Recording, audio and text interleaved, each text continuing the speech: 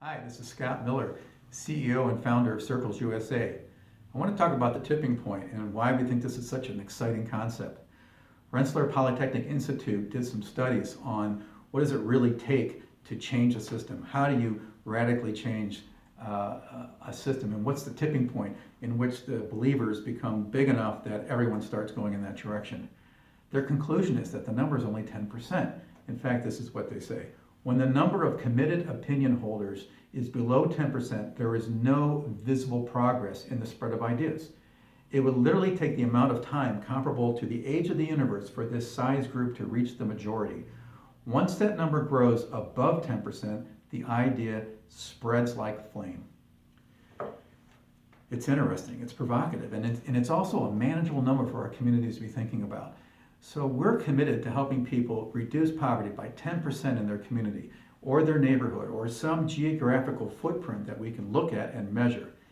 Imagine what happens if you try to get 10% of all the folks out of poverty in a particular county or a neighborhood. To do that, you've got to get literally hundreds and hundreds of people mobilized to get to roughly 200% of the federal poverty level, and to get volunteers, really twice the number of families you're trying to get out, you're bringing in twice as many people to volunteer to support them. This is a lot of people, and they're thinking about how important it is to get to the 200% marker.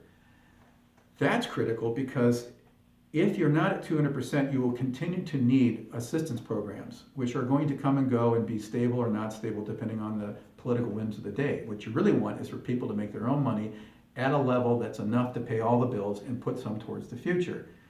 Well, interestingly enough, when you strive for a tipping point, you begin to see the systemic barriers that are built into our system that continue to hold poverty in place.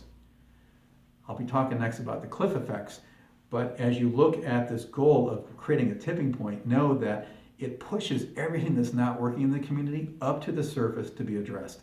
And until we commit to getting people completely out of poverty, and that we commit to getting enough of them to cause a tipping point, we're not really going to see these problems, and we're going to continue to have poverty cause problems for us forever. So for more information, go to circlesusa.org.